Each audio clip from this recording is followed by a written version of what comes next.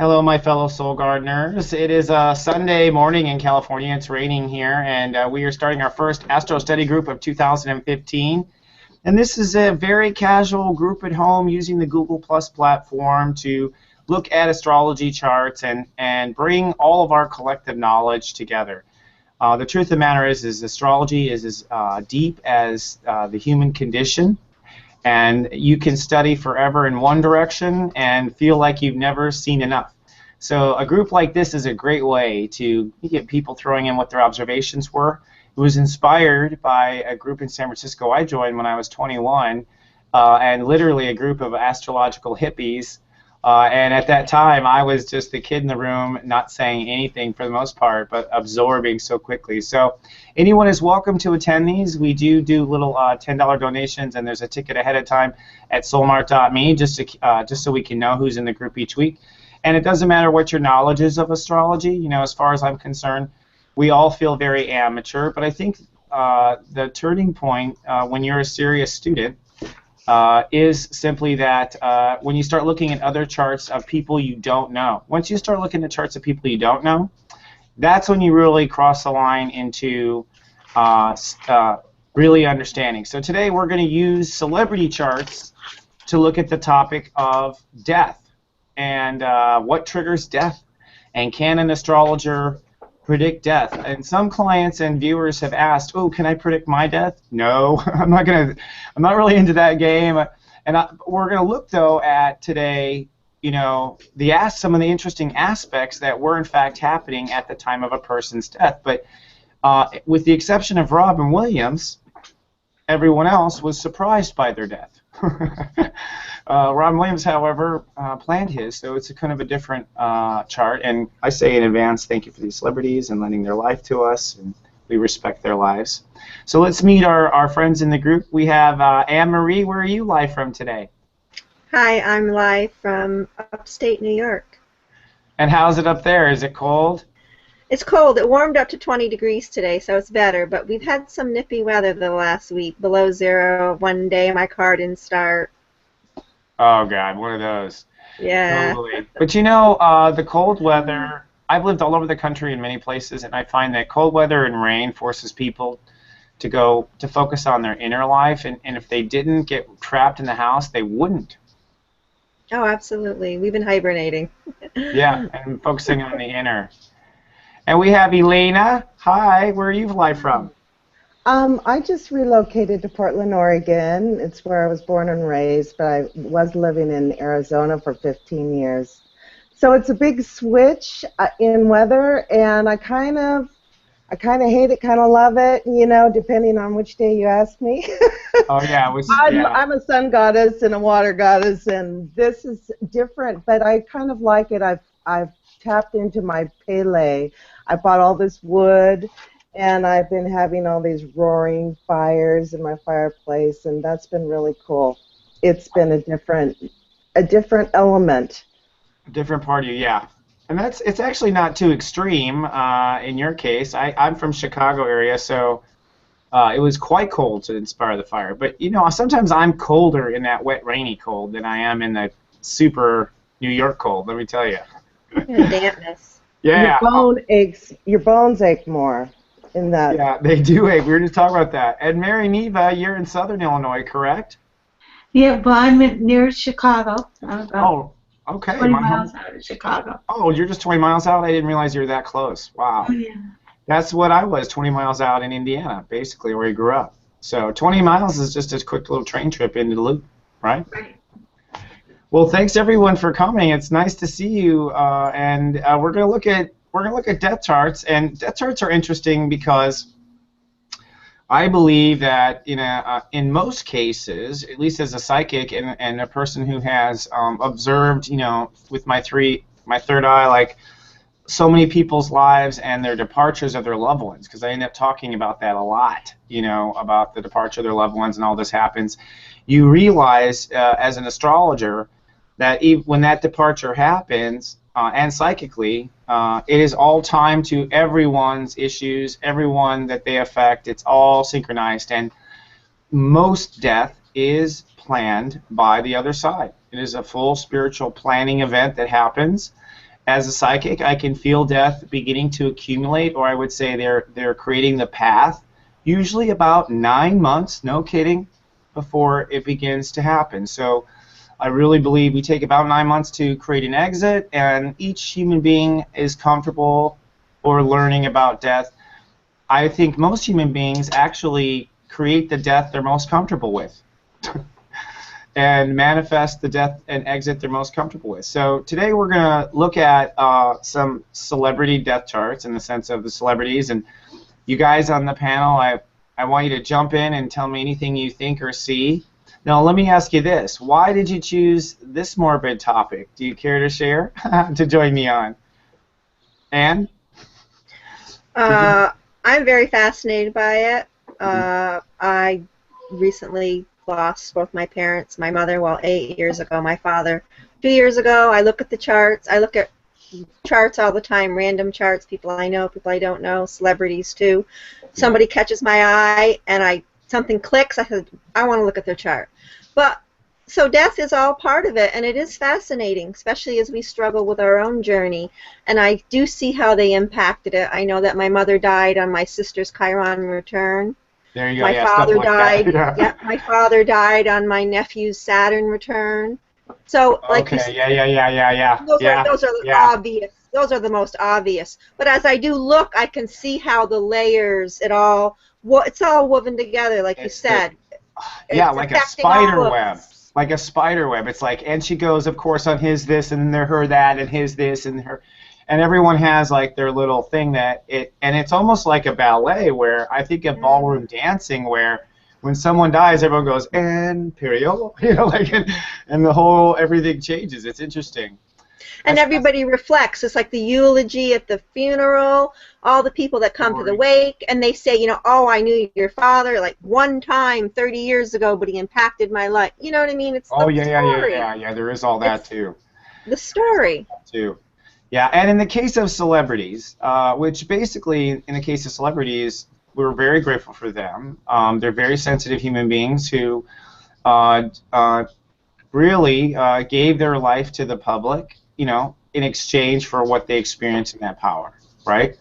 And they teach us. And I like to use celebrity charts because everyone has an opinion of the celebrity and a concept and also a psychic opinion. People, when you look at an image, you are receiving psychic information from that image always. So a lot of people psychically have their opinions about people based on their psychic impressions. And this is a fun way to kind of look at everyone and see. Ilana, how about you? What made you choose today? Well, I used to work with the terminally ill, and oh wow. And you see patterns. You see that they always come in threes. 3 people. If there's 1 death, there's 3 deaths. Usually at the full moon.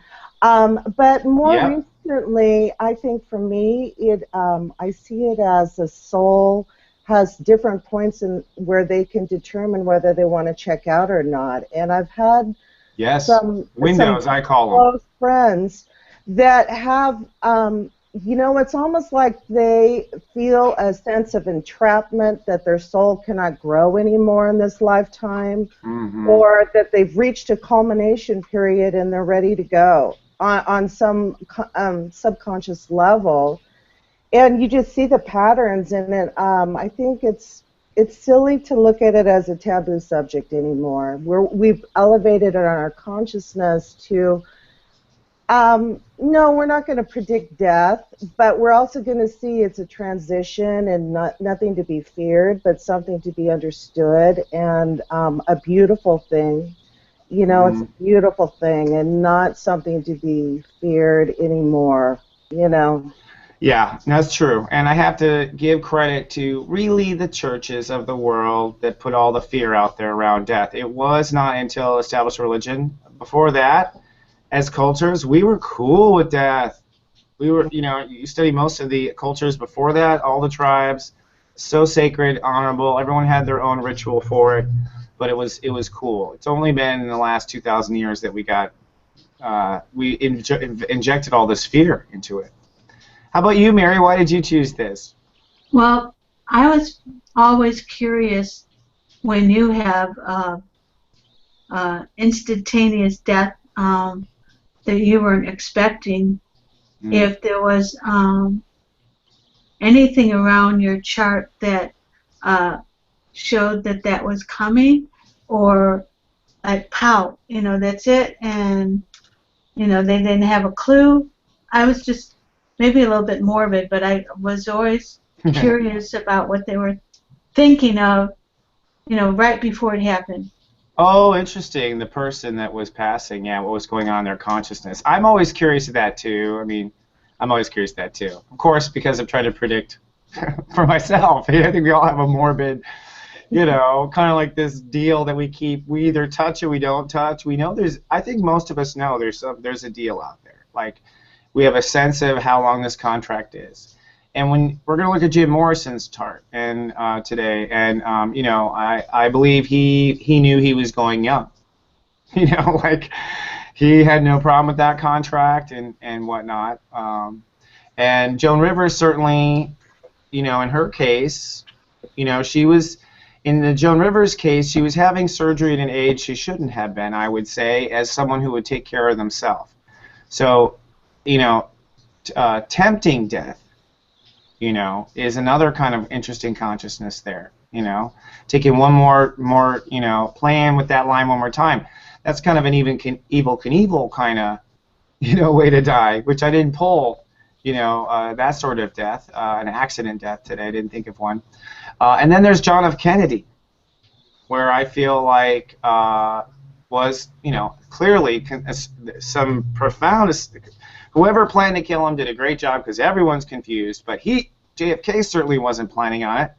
But his astrologer, Gene Dixon, told him not to go to Dallas, and tried to convince him not to go. There were many people who were psychically picking up on that, and what the hell was going on in his mind?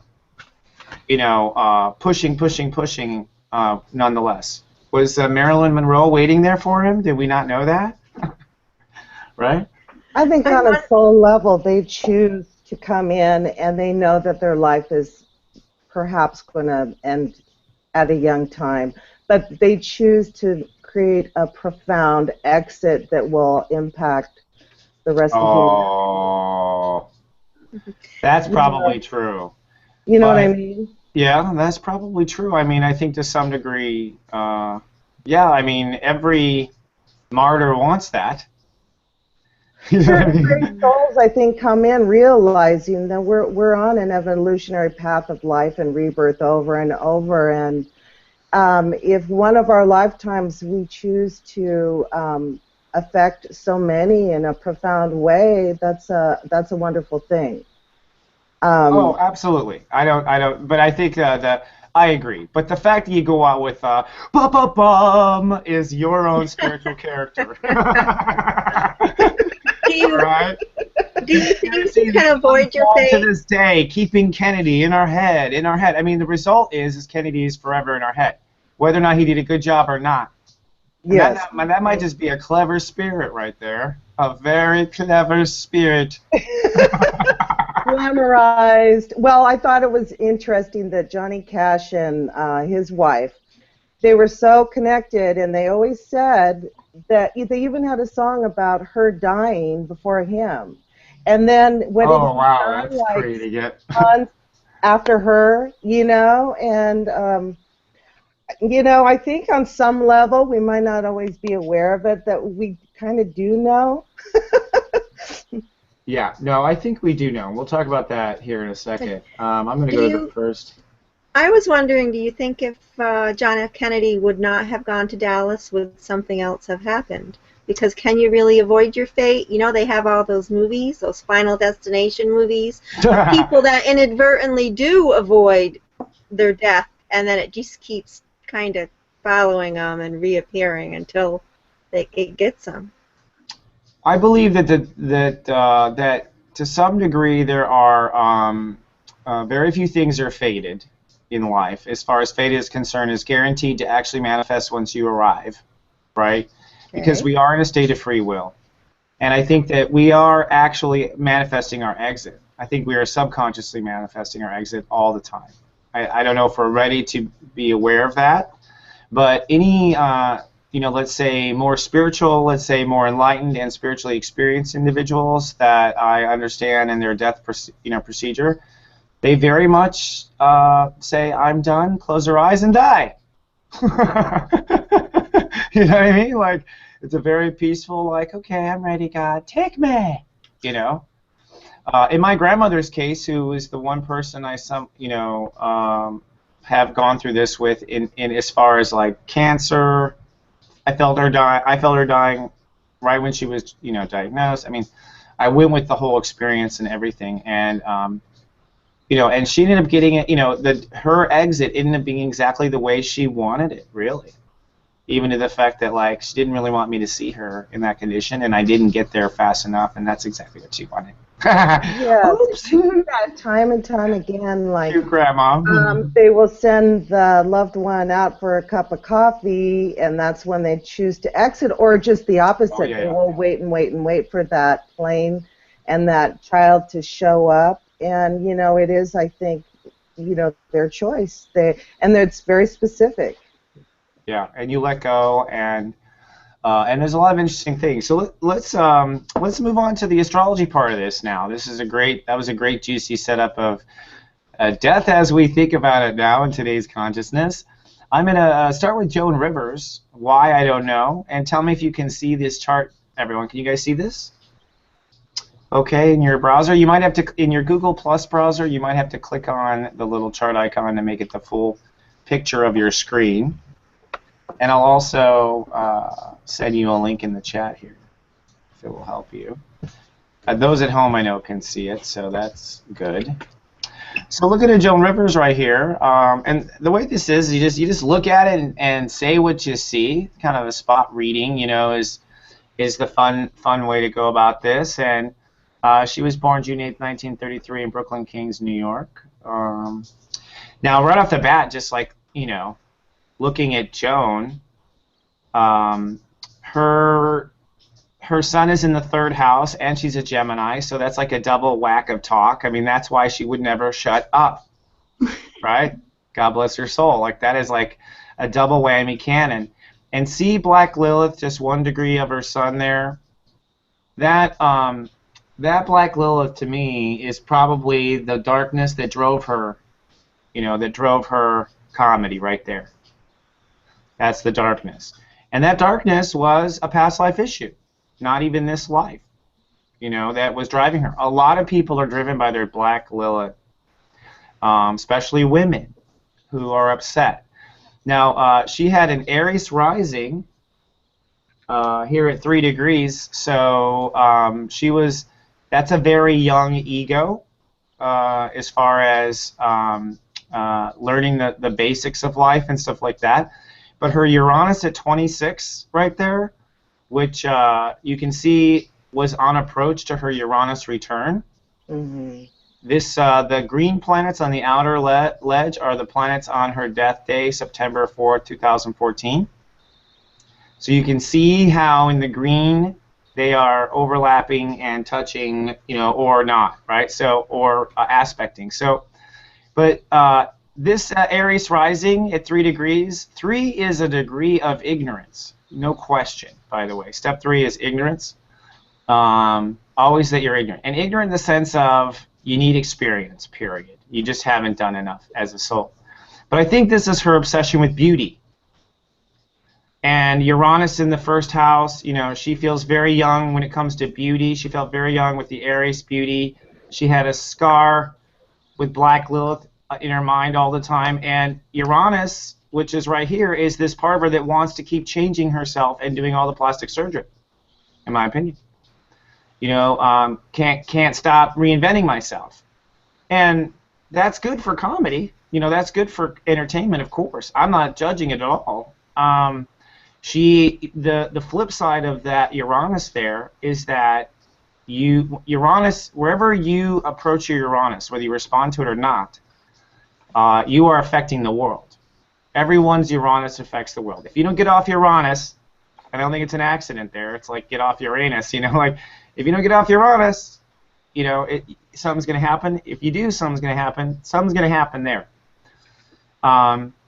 So, you guys see anything interesting that you want to point out? I mean, you can jump in at any time, by the way. Okay. Mars and Saturn were getting close to each other in our eighth house in Scorpio. So the eighth Yeah. house is the house of death and transformation. Mars and Saturn are two malefics. Traditionally, they're not necessarily bringers of good things. They can, especially in the house of death in Scorpio. She's I got gotta hold on Neptune. before you move on. You're absolutely right. I mean, nothing is a bigger window to die than Saturn in your eighth house. You are every day choosing to live when Saturn goes to your eighth house. I completely agree. Absolutely correct. Go ahead. Especially She- Scorpio. And Neptune was in her 12th house, dissolving the boundaries, Oh, involving yeah. her past life karma. Plus, she's got Chiron, those wounds.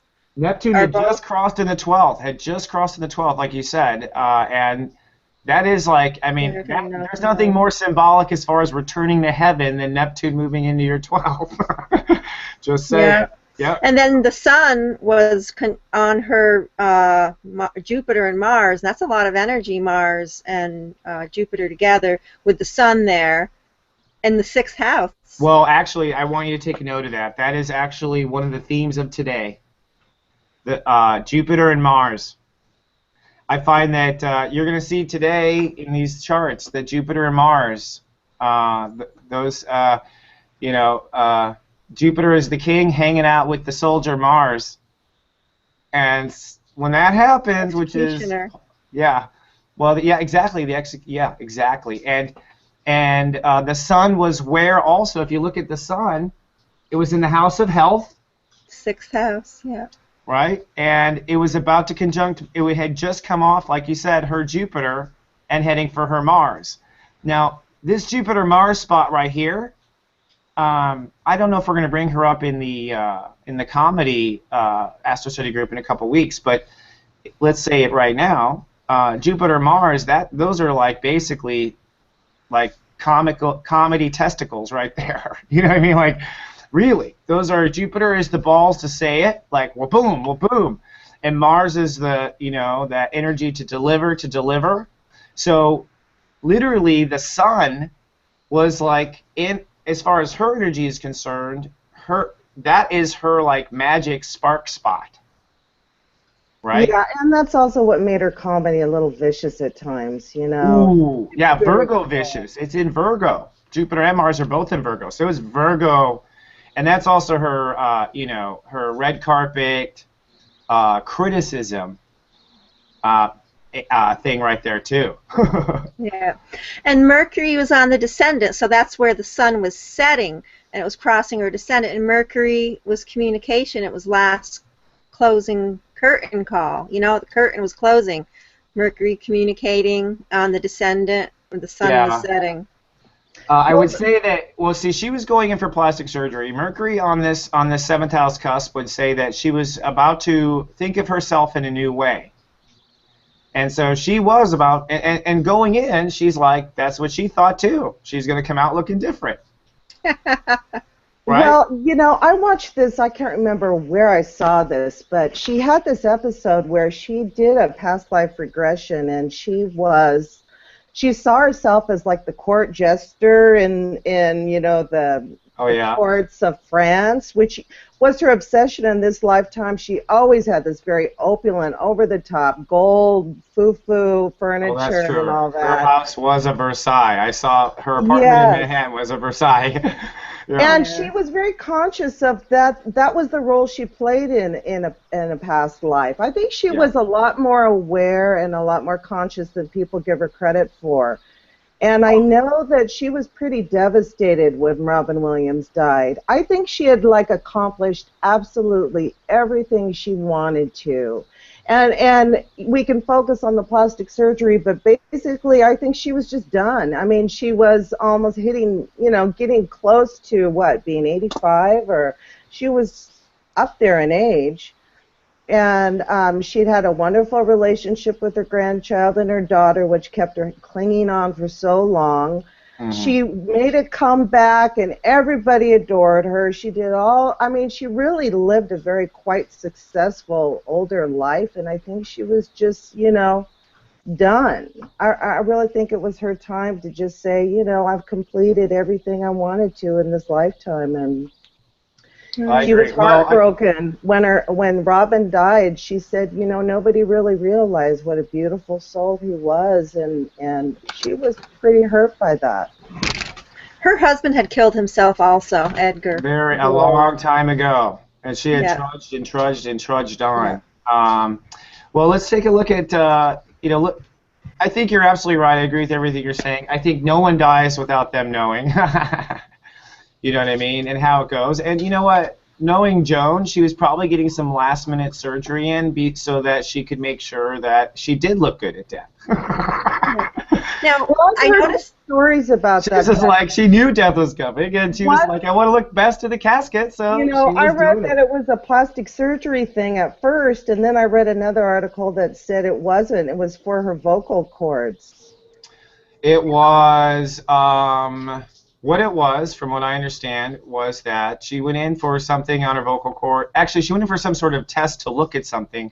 The doctor decided to go ahead and get a biopsy or grab, a sample of it right there without the proper setup of that. And they tried to, and that turned the course.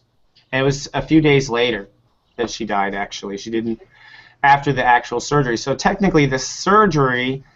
Where's the sun on this day? The sun was at 11 degrees. Okay, so that's interesting too. in Virgo too. Yeah, 11 Virgo is a purebred Virgo energy, and you know, that's actually a blessed way to go. If I was an astrologer, I'd be like, yeah, aim for 11 Virgo. That's comfy. You know what I mean? Like, and it is the day when we are fully empowered in our body. So as far as in the Virgo transit, the consciousness, the energy is brought up to a full level there. I think the biggest evidence of it, that it could happen any time at her age, would be Mars and Saturn in the 8th. Absolutely. Okay. There's no question. Yeah. But look at this. We haven't talked about this. The moon, The moon? was conjuncting the midheaven. Yeah, that's the first thing I noticed. That is just, to me, that is, the moon conjuncting the midheaven is like, and I'm going to where I'm going home. I'm going home. I'm going home. And it was an emotional time for the world. Everybody was watching. Yeah. Oh God! It was actually, you know, with the moon entering her 10th, it was a career transit she was entering at that moment. But it looks like it was conjuncting. Well, this is not very accurate because I don't have the time. I just ran it for this day. So the moon was still conjuncting, no question. You know, just where was it? Just on one side or the other. But that's pretty powerful there. And she'd gone through her emotional return too. So her emotional energy was actually most likely calm, because when you go through your moon return, usually you're pretty calm afterwards. It's kind of the universe spilling out. But actually, she might have actually died. The surgery might have been on the moon return, and she might have actually then passed when the moon crossed the midheaven, actually. That's possible. I keep thinking that you guys can see my pointers. Neptune in heaven. Have you guys ever heard the premise that people, if they die in a certain sign, that they will be reborn in that sign? Yes, I've heard that. I've heard things like that before. I don't think that's how it works. I think actually we pick up one of the already existing energies we have developed, and we choose, I think, to continue on that path. Right? So, like, if you, so in Joan's case, you know, she's a Gemini. She's got an Aries rising. She's got a moon in Sagittarius. I think the way it tends to work out is she will likely manifest next as an Aries. You know, like what her rising was. If she's working on her rising and her personality is what she worked on creating her whole life. So I think a lot of times people end up, their rising sign is what they're aiming to be, or you can look at their midheaven. Her midheaven says it was a 2-degree Capricorn, so this whole lifetime she was aiming to be a Capricorn and develop Capricorn the whole time. So what do they become? I don't necessarily believe that it is tit for tat and there's like an equation like that, but I do believe that the solar eclipse in your chart is a sign that you just recently lived. the solar eclipse, your prenatal solar eclipse that you have in your chart. And let's look at hers just for fun. June 8th, 1933. There's a lot of free will choice between lifetimes, I think.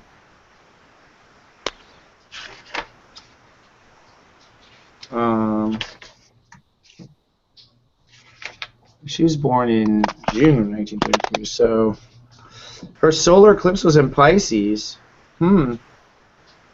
At 5 degrees. So that's like a past lifetime of being a nun, or a past lifetime of a pure spiritual lifetime, where she was purely spiritual. And that was literally in, her solar eclipse was in the 12th, so she was very psychic and downloading a lot of information. Sometimes a lunar eclipse is a sensitive spot in the person's chart, and I found in my death analysis that some people end up getting hurt on their lunar eclipse moment. So for her lunar eclipse moment is 21 degrees Virgo.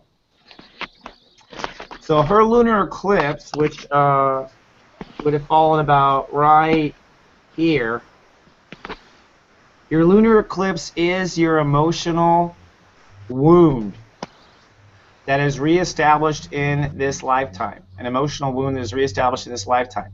The reestablishment of it, God sneaks in through a solar or lunar eclipse while you're pregnant with your mom in your mom's belly. And in her case, she had a lunar eclipse in Virgo, which means that she had already emotional issues with her body, already emotional spiritual issues with connecting to reality, already issues with letting go of particular details. So the lunar eclipse that's sitting here is what's driving that Mars and Jupiter to go crazy forward. And as someone, Anne-Marie already pointed out, the sun was right here, right in a real sensitive, energetic spot, you know. Inflaming it.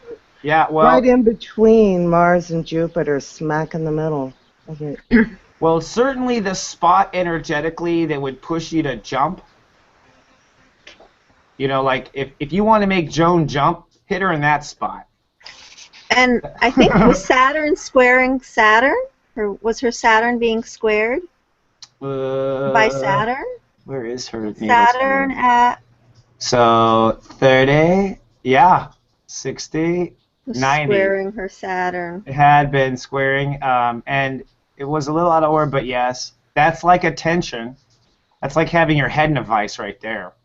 Yeah. And Neptune was on that prenatal solar eclipse at 5 degrees.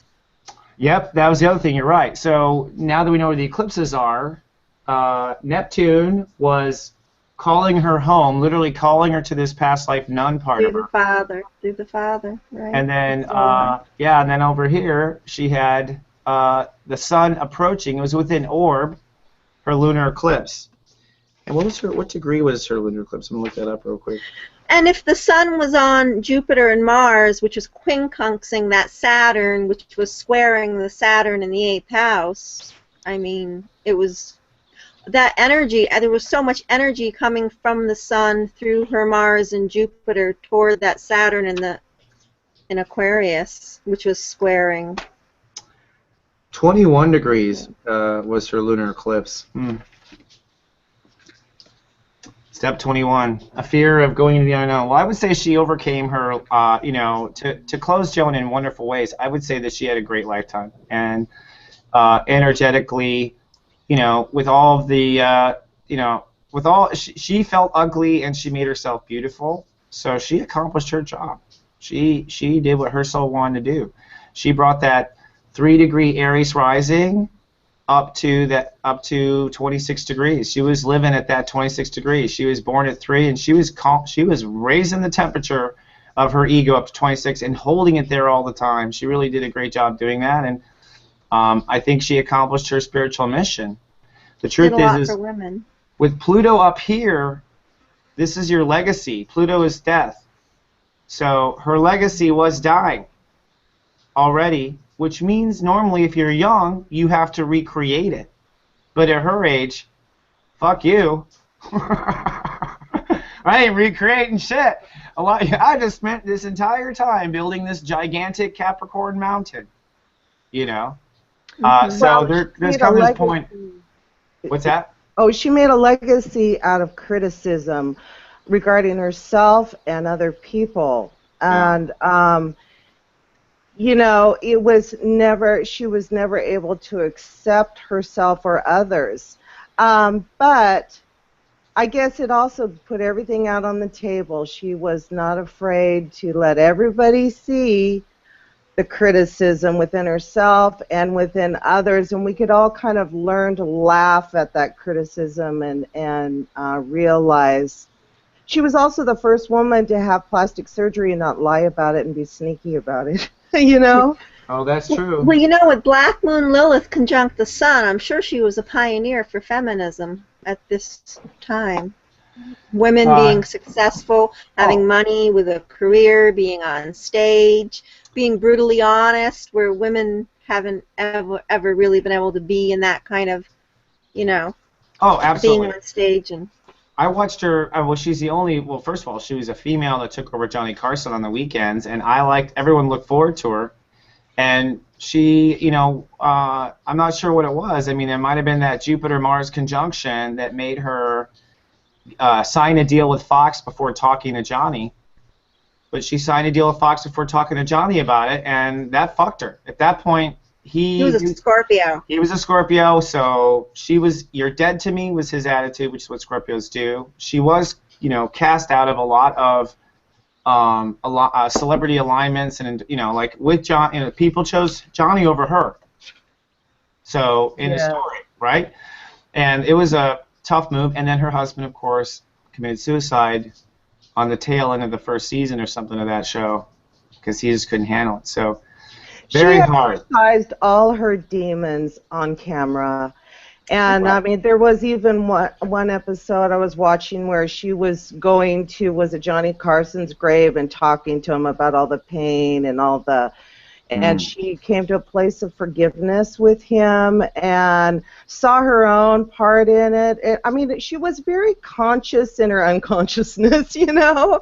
Oh, yeah. I mean, her and Melissa, I mean, they cried, they wailed, they put it all out there, and I think the world kind of went with them and saw their own demons in the way that they lived so out there. And I would say... And to wrap Joan, let's move on to Robin. To wrap Joan, I would say that demon engine you're talking about is also known as Uranus in the first house. Oh. Okay. Yeah. Like that's pretty much Uranus in the first house. It really is. That's a. So here's Robin Williams. Let's see here. Let me bring Robin over. Robin was a master, step 28 Cancer. And really, as far as God is concerned, his vocation was teaching. Sons in the ninth house. And, you know, this right here is a huge drive. I mean, he died when the sun conjuncted his Pluto. When the sun conjuncted his natal Pluto. Yoink! Classic window. Yes. I mean, classic window. If you were like in your 80s and you were my client and you thought you had a window coming, I'd be like, yes. If the sun's conjuncting your Pluto, you want to tell God that you want to stay in that over that weekend. If you're on the verge of letting go, Pluto is the door. Period. End of story. It is the key. It is the key holder.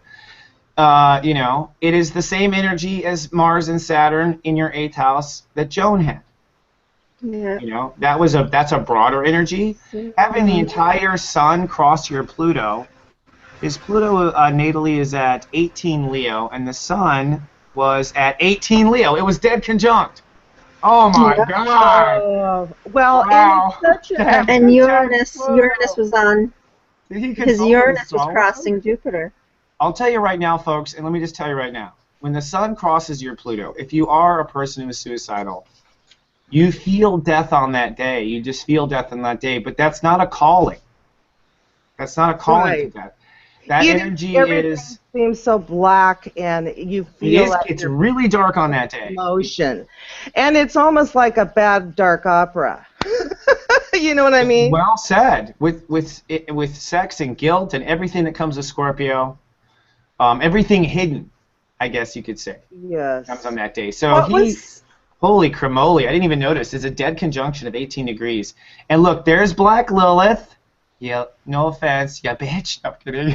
And no Seriously, there she is. There she is. where She was everything is going to be drama, you know. Oh my People were God. saying, Chris, what? It was such a dark time when he committed suicide. A few people told me, a couple people, I think, who were in their heads having death thoughts. Robin stopped them. They're like, once Robin died, I just slapped myself and said, shut up. Exactly. I think the whole world was feeling that intensity and that peak moment. It was almost like, how many lives did he save by committing suicide? Because Many. I think a lot of people snapped out of it and went, wow. And I'm saying as an astrologer that the darkness we were all feeling was the sun flirting with Black Lilith. Okay? We were facing our black emotional past life stuff. Everybody was facing their black emotional past life stuff. Black Lilith is where you have an emotional imprint of rage. Rage, as in like being burned at the stake, Black Lilith. Any kind of thing where you're like, I'll come back and I will haunt your bitch asses. Well, okay. Black Lilith.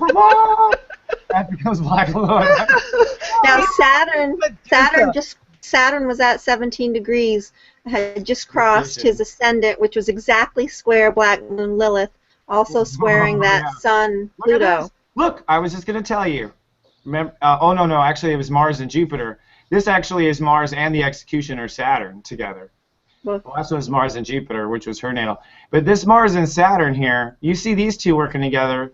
And when Mars and Jupiter, Saturn were both in Scorpio, I was saying to everyone, "Hey, you're going to see a lot of people take off now. Like those are the two that will make the cut right there." And you're right, really well observed. I mean, in the sense of Mars actually was in his 12th house, and when Mars gets this place in your chart, this is where you are having faith about whether or not you want to stay every time. Like, anytime a person has Mars in their chart right there, you know, every year, you face your rage, you get pissed, I don't even know why I chose this stupid life, and your anger, you know, this is fucking man, it comes coming out. So, like, he had that, and then he had Saturn, which was putting, like, tremendous pressure on, you have to reinvent yourself right now, you know? So, you can kind of see the energy there. But look at this. And at 17 degrees, it was squaring Lilith, and it was squaring that Sun on his Pluto at 18. So because Saturn was at 17. So Saturn here, and so his Pluto is being squared. Yep, Saturn was squaring his Pluto, which means that, and that's what I think is what really got him here, is this Pluto. I mean, obviously, Yes. but this Pluto wound is the baby boomer butterfly wound. I went on camera, I warned the baby boomers, I told them early on, I'm worried about you guys, you've got to heal your Pluto issue now as Jupiter is heading for it. See? Jupiter brings the resources and the energy to either overdose or deal with it. So, and many people overdose and don't deal with it. I have a question. If Jupiter is on your natal Pluto, now you said the Sun on your natal Pluto was a clear indication, clear window. Oh, Jupiter on your natal Pluto? Yes, same thing. Basically, the truth is that anytime you Pluto is the window, the keys. Pluto, and the truth is Pluto says change or die. That is the motive of Pluto. You have two options. God doesn't have any more room for guys who are so talented as you that don't fucking love himself. What's that about?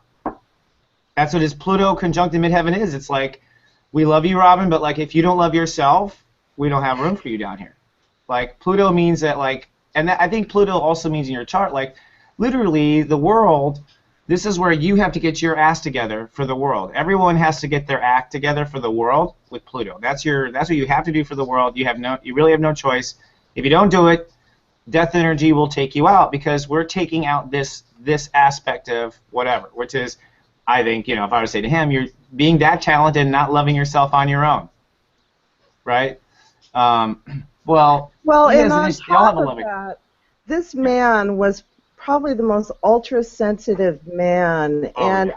can you imagine, speaking of, somebody like me who's super ultra-sensitive, you're picking up the vibrations of the entire planet, and this planetary intensity it can be overwhelming. And I Oh, think, I don't blame him. You're right, you know though. what I mean? He was such an empath, and he had Well, such he's a a Cancer. developed high sensitivity and love for humanity that I think sometimes life was so crushing for him. I think And he took it very hard. there's a lot of rumor. They say he might have been on the way out of his third marriage. I Oh, there think was things had the yeah. started to fall apart, and he had made a lot of jokes about his previous divorce, about how it had basically taken everything from him financially and whatnot, and he had recovered and bounced back and remarried this other lady. They hadn't been Yeah. married very long, and it looked like it was going the same route, so he must have been, here we go again. Well, and then I heard too the rumor hill. Who knows what's true? But that he had been diagnosed with Alzheimer's. Had just been Oh, I didn't hear that. thought he was going to lose his mind, which would not be fun at all. No two ways. Let's Oh, looking was it Parkinson's? Was it Alzheimer's or or Parkinson's? Parkinson's actually. Oh, It might have been that's either. right. To be honest Okay. with you, I don't know. I actually don't know what it I was because my think it mind was only recorded like Parkinson's. lose my mind. Oh, that would suck. That's all I really remembered. Oh, I'd lose my mind. That would suck.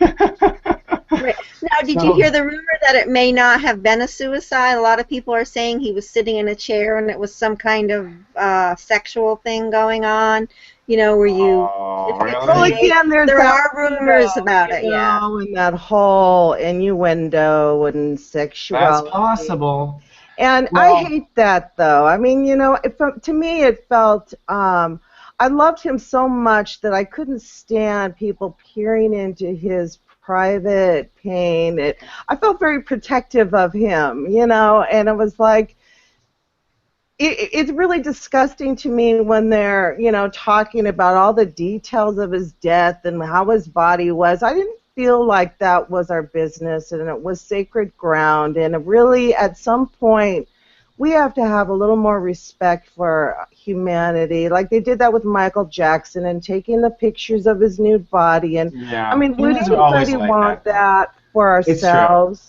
I mean, what we want for ourselves, can we not have enough love for these celebrities that, for their children and just have a certain sense of integrity? It was, to me, just kind of disgusting. Well, and you're on record saying it. All right. Well, if anybody was going to kill himself, it was most likely him, because you could see the depth of his understanding and feeling of to me, when Robin Williams killed himself, he was sending a message to humanity. You know what? Unless he was Get masturbating. together, because I'd rather die than... Then if he was masturbating, he just screwed up. He just screwed Right, up. which could have been... I mean, but it looks more like the other way. I mean, who knows? Well, let's I look. think Let's continue to look at the his chart wife- because that's the They evidence. say that his wife was in the house and she left that morning. They were in separate bedrooms and she never checked on him. It was somebody else that found him. She got up, got ready, left the house, never touched base with him. You know what I mean? Never opened the door. Are you all right? Are you home? You know what I mean? Venus was conjuncting his sun, so he was seeking pleasure. See? He was, actually. And we weren't there to know the facts, and that's why we're going to look at the chart to see if it reveals. Black Lilith is also at 20. Let's see, where is she? She's at 16. So Black Lilith was on one side of Pluto, and the sun was on top of Pluto. Venus was on top of the sun. What was Venus at? It was at step 28. Venus debt conjuncted his sun that day. 28. Wow. Which is his sun. He's a 28 He had a degree lot of- Cancer. So, this is another pattern I see in death charts is that it's like to lift you out of the body, it's like God has got you in all these points. Venus was on his sun. The sun was on his Pluto. Black Lilith was coming up, so that was the darkness there, or the fears. Neptune was on his moon and his North Node. Confused. There's Neptune calling him home, just like Joan. Neptune and calling you creating home. a lot of fog. His And North you know Node. what's so bizarre is after he died, I watched this weird movie he was in where it was all about this kid. Was it his son who masturbated and died by accident, and he tried to Was that change Robin the Williams' whole film? scene? Yes. I And didn't I see that thought this is film. just Weird. really spooky and ironic, and the whole his We got whole through it. high school he made this mock letter of his death, and they all glorified him, and he tried to hide the real story about how this boy had died. It was really weird, I think you people know. explore their stories ahead of time in many ways. Like they'll explore their story ahead of time, and actors often will role play things they're considering manifesting. Another interesting thing is Uranus on his Jupiter. Yeah, Okay. unexpected, So yeah, huge there's the unexpected. shock. There's the and Jupiter in Aries, and Uranus in Aries is also the same Uranus in Aries that Joan had. Her Uranus was like right here natally. So his Jupiter's at 13 degrees. That is a certain degree. And on the day of his passing, Uranus was 16. So Uranus had crossed his Jupiter already, Oh, but it was okay. on top of it. So you have Neptune. You got a lot of friends here. Basically, this is the thing. You have a ton of energy making whatever a planet conjuncts a planet. The planet is very flexible now. It's in the radiation of the planet's energy, and so it's extremely flexible for change. It's like you have liquidity there to change. So you have spiritual, emotional liquidity. His fortune is now liquid. His Venus on his sun, he's now seeking pleasure and wanting something higher like heaven. The sun is on his Pluto, liquidity. Black Lilith is behind it, liquidity. The North Node is on fucking Neptune in the 12th house saying, come home. And he's got his ego caught between a rock and a hard place, or Saturn and Mars. His So wife. you can see Yeah. it's like he was designed to pop out of Earth like an ice cube that day.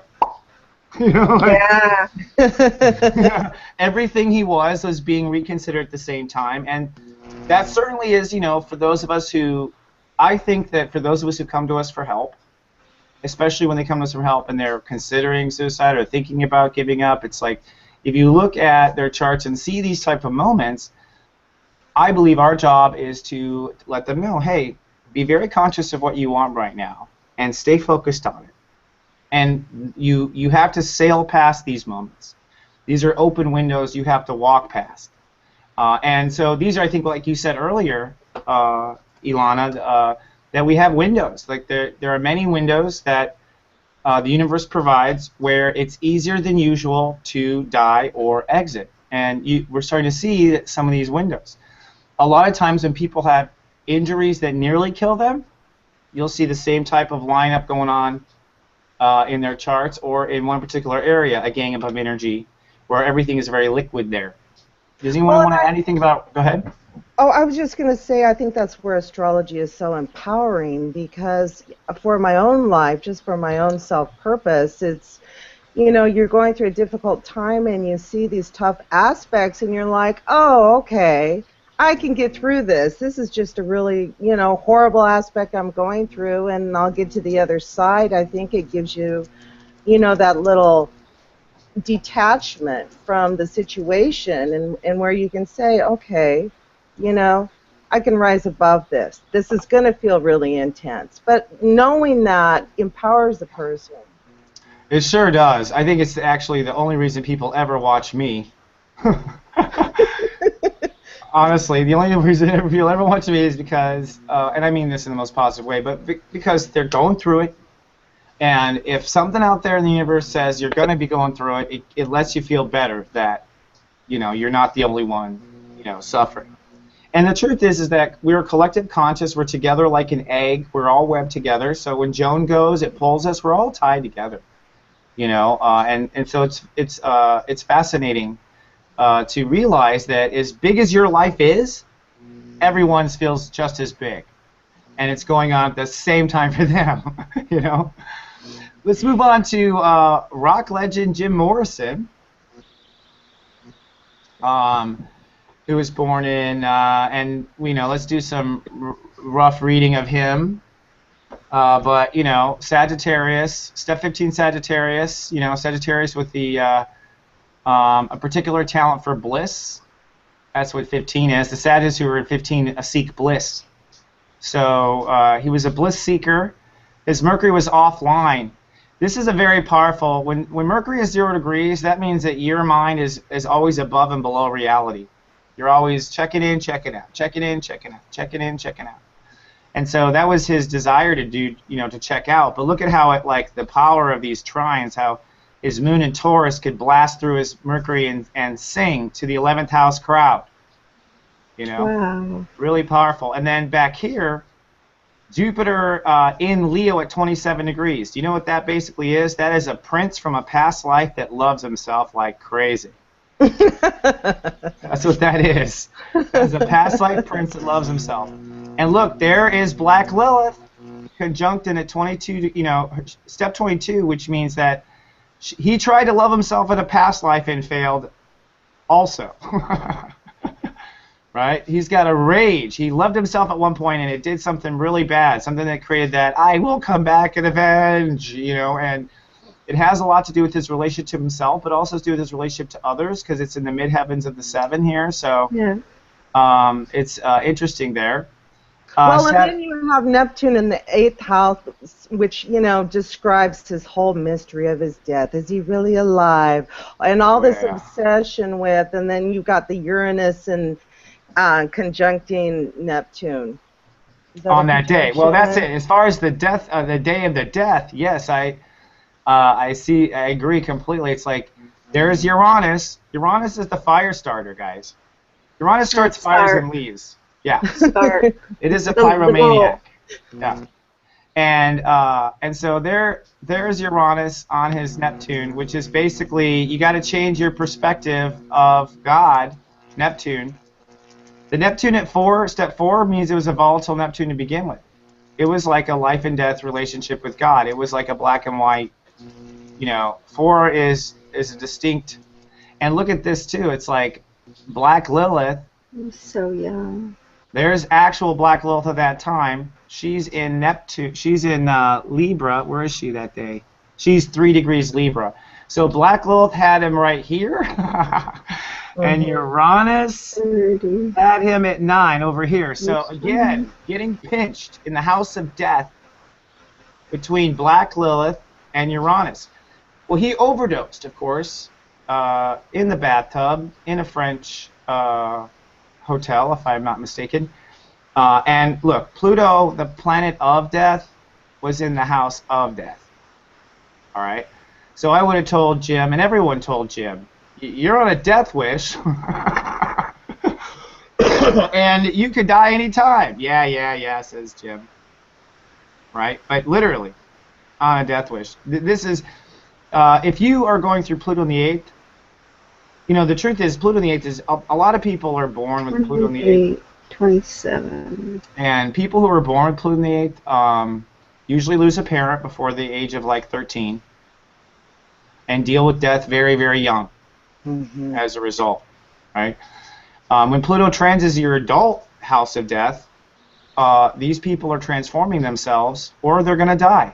If Pluto's in your 8th house, God is fucking fed up with you, and you have no choice but to change or die. But yet, on the same token, he was that shaman who brought in all this depth of life and rebirth and sexuality. I mean, he made us all plummet to the core of our being to look at all of this darkness and, and I think that's the fascination with him. I mean, that is his North Node. Is that North Node conjunct Pluto? No. His North Node conjuncts Pluto. So he was he was aiming for, I think that's, well, he was aiming for death. But what that was, the death, though, is, well, the death, you know what it is. He was actually a baby boomer also, like Robin Williams. Okay? Yes. His Pluto's at 8 degrees Leo. His issue is loving himself. What was his issue? He couldn't decide. Step 8 is you can't decide. You can't, having troubles deciding, 8, right? And why can't you My decide? Well, you probably can't decide because you're a fucking Sag. You can never decide what you believe. You know what I mean? Like, there's that. But here's the thing. More evidence. Here's Saturn, the decider. And where is it? In the 5th house. Your responsibility, Jim, is to decide you love yourself in this life. On the day of the death, oh, there's Venus, the pleasure creator. Venus comes and tickles his nipples. Well, and he That's always Venus wanted time. to be a myth rather than a man. And remember the whole story about he was in a car accident and he supposedly, this great Indian shaman walked into his body and took over his soul. Have you heard that story? I think I saw it in the movie. It was like a bad acid trip, but you know, he was, I don't think he could accept his humanity. You know, maybe with the being the Aquarian North He couldn't love Node. himself. I'm going on. Here's the thing what happens with people like him in past lives. In a past life, he was loved and adored with Jupiter. You know, he was loved and adored in a past life right there. And the problem is he was loved and adored that life for no reason. Okay, for no reason. Oh, the prince. Okay, and so because of that, he's reborn with the expectation of being loved and adored. Somebody's got bad feedback here, guys. Not sure what it is for you. Oh, that was it. Yeah, we have some weird bad feedback. Okay, thanks for fixing it. I appreciate it. So he was loved and adored, and then basically what happened is like he's been loved and adored, but he hasn't decided himself if he loves himself, right? And so there's this need to go out in the world and be loved and adored again, Sun in the 11th house, this need to go like try to reinstate why he was loved. And as an astrologer, I'd be like, you know, you'll be more loved and adored in the public when you just decide you're lovable. You know, down here. So that was his baby boomer breaking point. But he didn't die. Like Ron Williams died for his baby boomer breaking point, I think. I don't think Jim did. I think it was clearly this refusal to change in the 8th house. That's I think black luck in Uranus. And then look, Saturn on that day on top of his Uranus. On top of his Uranus. So Saturn's like, okay, what is it? Are you going to do something or not, says Saturn, when it comes to innovating yourself? Do you think that Jupiter conjunct Neptune on the midheaven was kind of that godlike image that he portrayed, that everybody on his death? I think Jupiter conjunct Neptune, first of all, is a window of death for anybody on the planet. Like that is like from Jesus Christ arriving to Jesus Christ leaving. Jupiter conjunct Neptune is pretty crazy powerful, and it's in Leo, which is, you know, the king. That's that king energy. And basically, I think the two conjuncting on his midheaven is that same Neptune calling you home. You notice how Neptune is always, God's always calling you home. In every chart, Neptune was on something, pulling them either in the 12th, pulling them up at the midheaven to home, like let's go back home. You know, like a lot of that. Also, the over bloated, you know, of drinking himself to death. Let's face it. I mean, you know, Neptunian. Let's annihilate ourselves with alcohol. I mean, he was drowning in alcohol, and Jupiter Neptune is about as drug addiction as it gets. Anyone born with Jupiter Neptune, anyone born the day Jim died, has as big of a drug problem as Jim did. I'll just tell you right now with that conjunction. Yeah, that's a very good. That's true. Also, look at this, though. We see even more. It's just like the ice cube tray. Mars in his first house, aggravating, again, this change of ego. Now, the ego is actually, the ego is what holds on to life. So if God is saying you got to let go and change, and the North Node was conjunct his rising. I wonder if it was dead conjunct. I'm going to look it up here closer. Where's that North Node? What degree is it at? Oh, there it is. True node, 8 Leo, and his ascendant is 12. So, yeah, actually the North Node was at the deciding point, literally. And then look at this, too.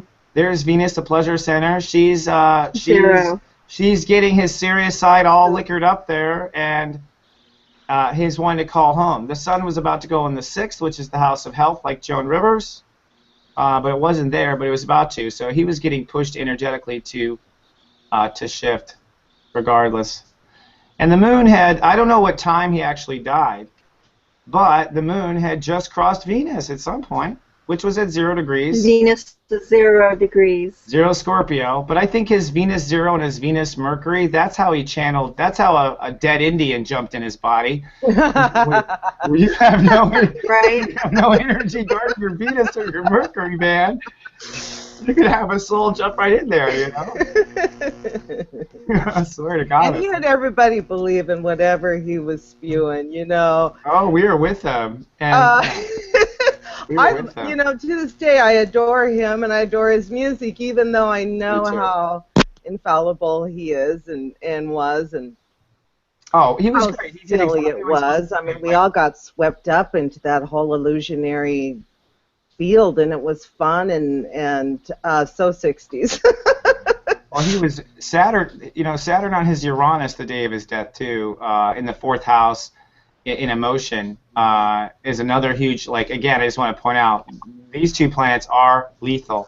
But I would say to wrap up Jim that he had a good lifetime and he fulfilled his spiritual purpose, and that he died when he was meant to, or at least when one of the big windows was. If he wasn't going to change, it wasn't going to change.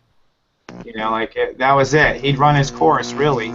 I think he peaked out and did everything he wanted to do, quite frankly, you know. He wanted to go to the furthest realms of transcending people's consciousness, and he did with his music. And then he was bored. I think he was completely bored, and he got fat, and he was drinking himself to death, and he didn't care anymore. No question. Go ahead. No. He was losing his sex symbol body. Well, and Do he was. you have Elvis? No. Elvis, oh, that'd be another one. Yeah, we can do Elvis sometime. That'd be a fun one. I like to harbor around a certain theme too, so that we can kind of get deep into what it is. So and understand it too. So if you want to do Elvis, you got to come up with a theme of what we're looking at. Is what I'm saying. People who die on the Drug toilet. addiction. I think it's Ilana. Actually, we're getting feedback from you, just so you know. So let's take a look at our final chart and open up even more interesting discussion. This has all been a lot of fun. Let's see here. Give me 1 second. Sorry, a little bit. Usually I've been a little smoother with this, and that is to do John F. Kennedy. Oh gosh. Everyone has an opinion about this man's death, Everybody knows where they were when he died. who was alive. Yeah. Oh, sorry, yes. I know where I was. I was a sperm and an egg. But I was waiting to be born and excited. This is JFK's chart. I'm gonna pull them up in my private viewing here. Let's do some just observations on JFK before as I give some rules here to the group. I'd say let's observations on JFK's chart first. So like throw in what you see, and then let's talk about the day of death, which would be represented by the green planets. So what do you ladies see in JFK's chart?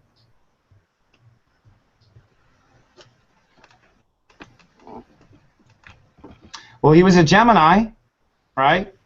And he was a step 7 Gemini, so he was kind of young at the whole intellectual thing, despite his mouth. His Mercury was at 20 Taurus, so he was a deep thinker, but young at actually expressing those ideas. Sun at 7 degrees means that he was an intuitive thinker. He was basically discovering information as he opened his mouth. And your 7 degrees do that, especially Geminis. They literally think through their mouth, is the way I put it, right?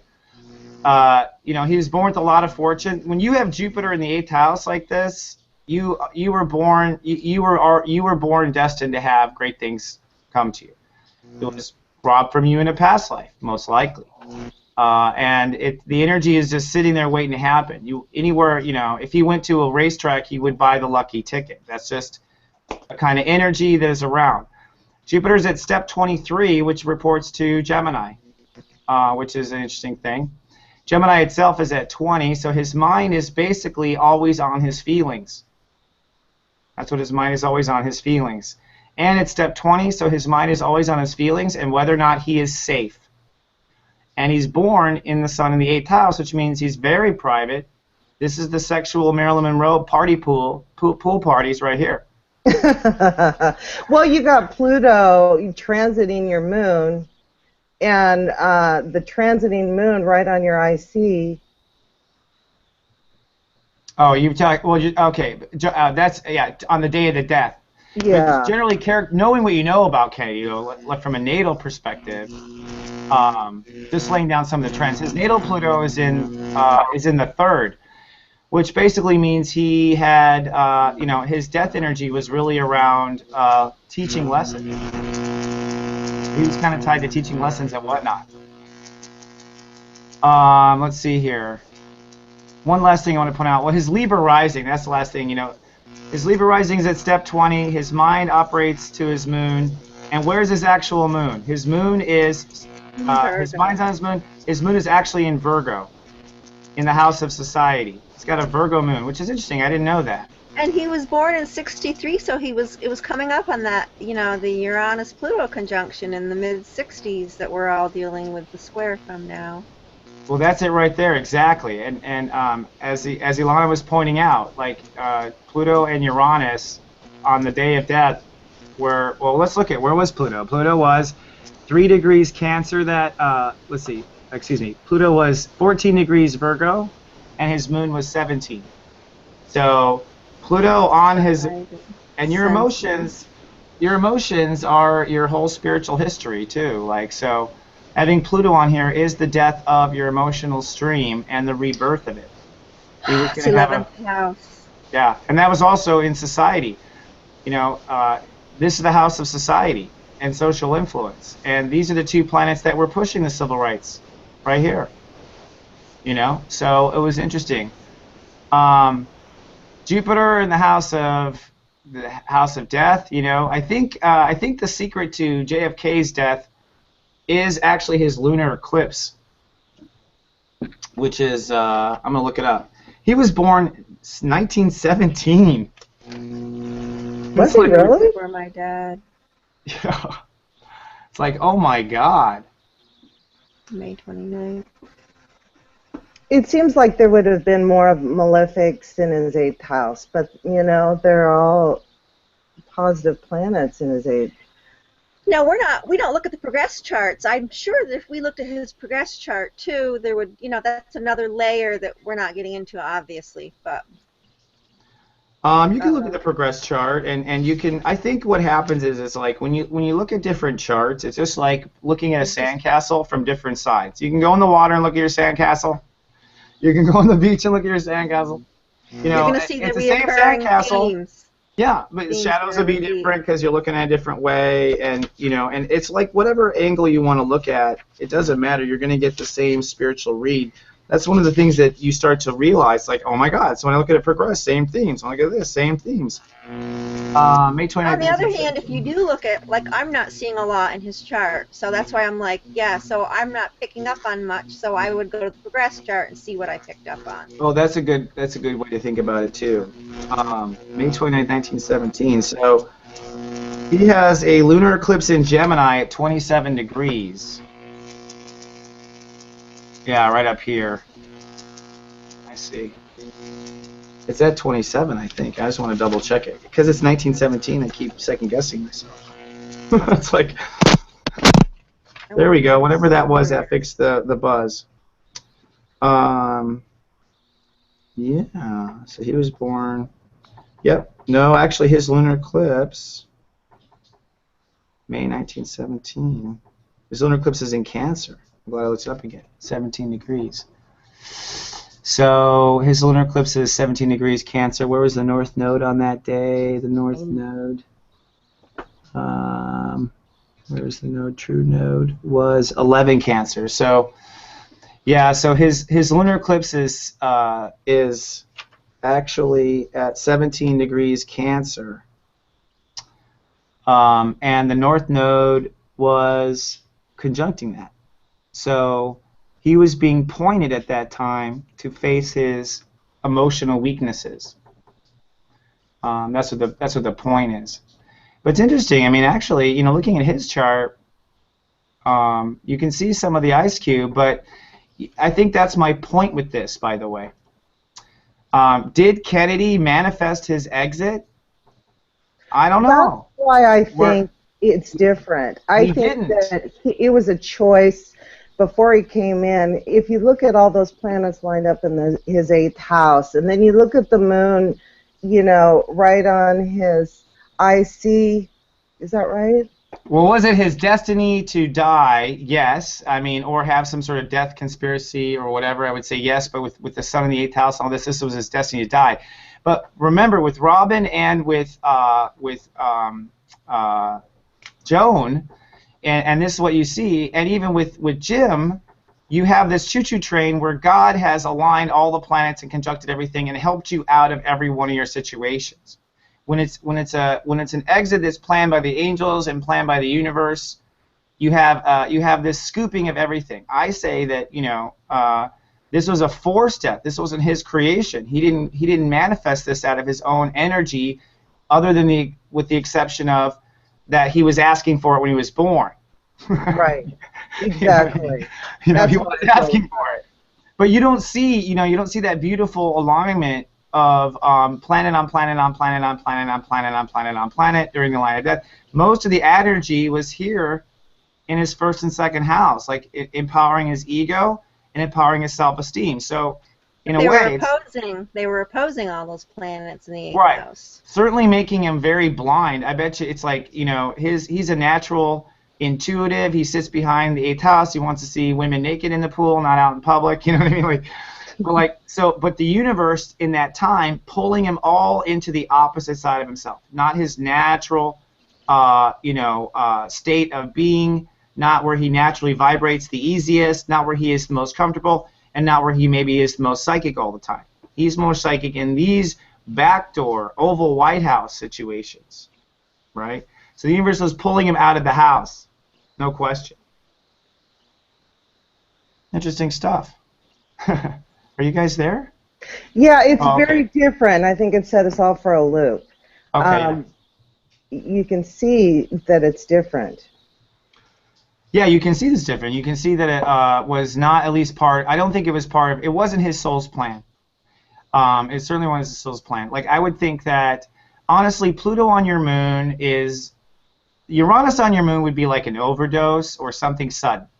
So emotionally, he was a nervous Betty with Uranus on his moon, and so he was probably all full of all kinds of anxiety already because he was having to, get in touch with his feelings, and his mind is always on his feelings anyways, and he was having a hard time. So when people said you could be killed or whatever, he might have easily written it off as his anxiety that he'd been experiencing all this time anyways.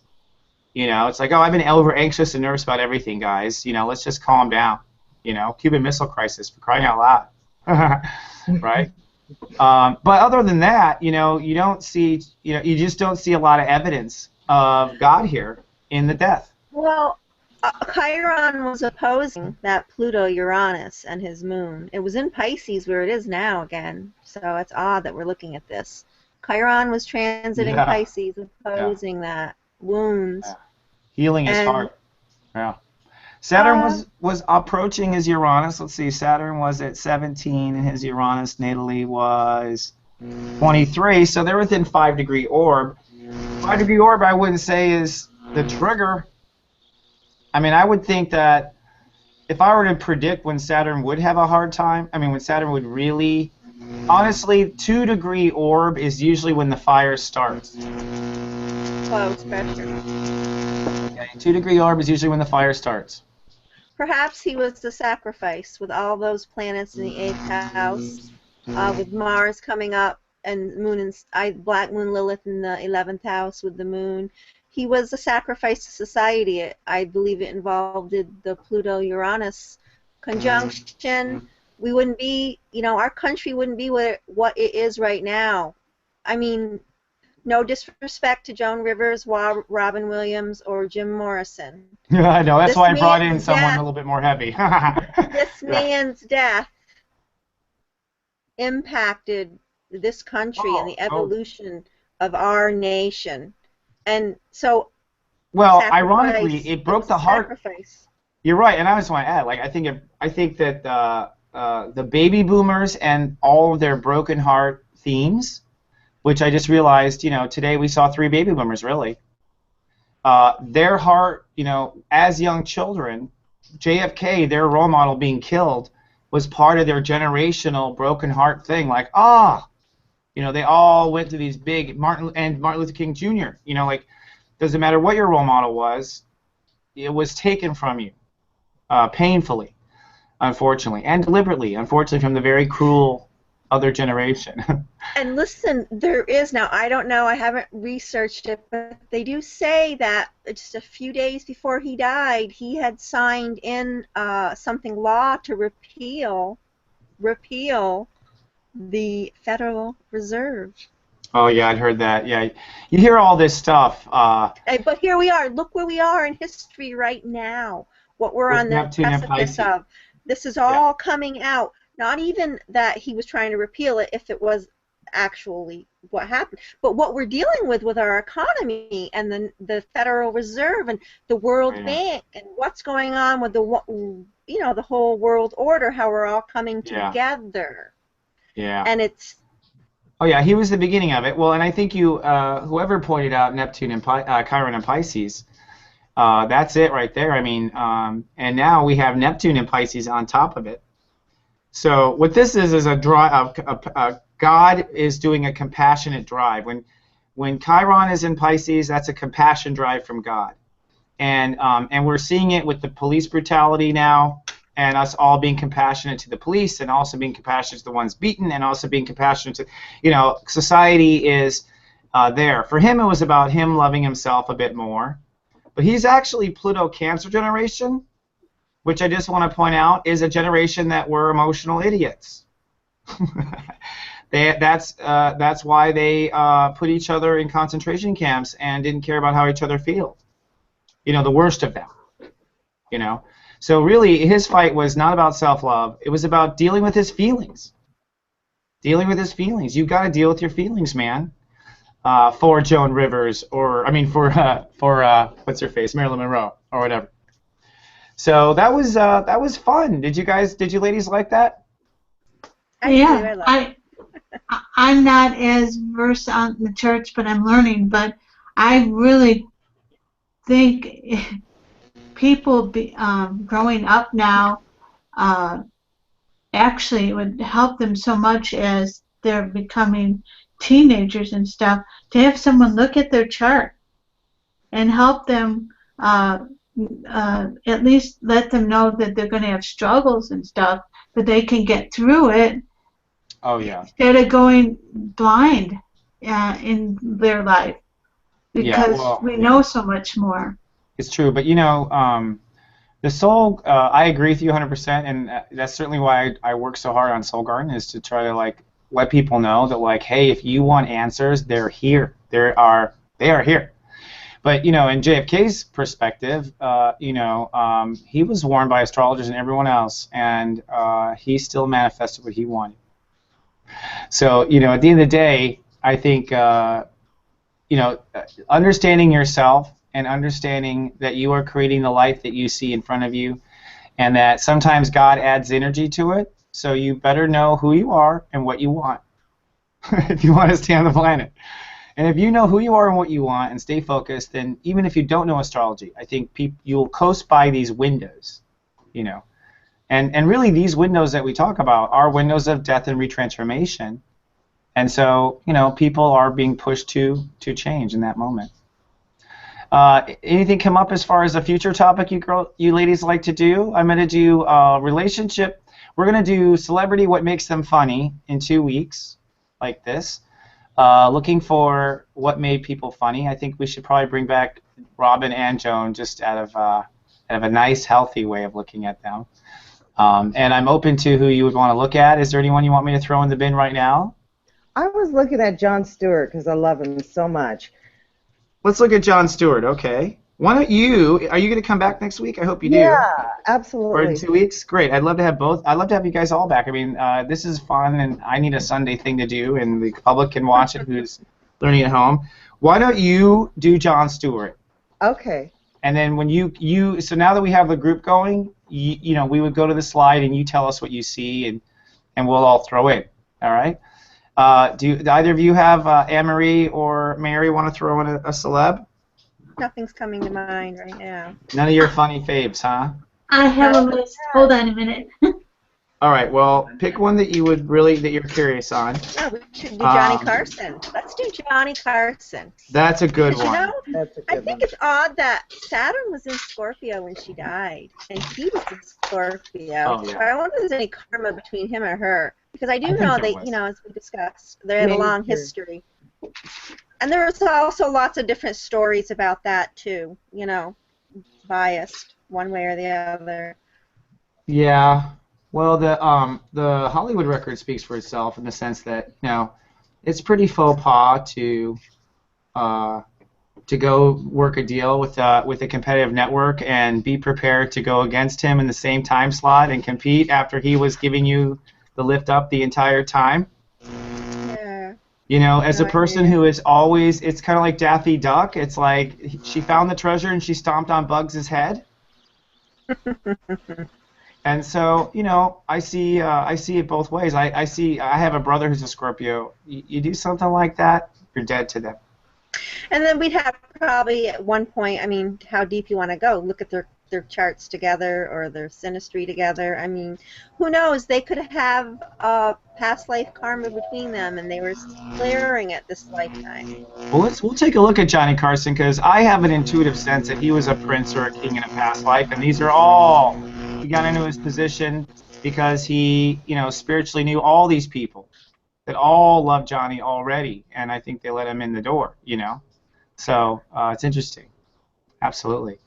Oh, Well, I'd like to put Go ahead, Mary. Adam Sandler Okay. and Eddie Murphy.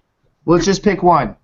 Okay. As you can see, it's a lot per chart and research. So, which one would you prefer? Eddie Murphy. Eddie Murphy. Yeah, I'm more interested in Eddie too. No, sorry, Adam. And I'll Sorry. get a new microphone because something's wrong with this one.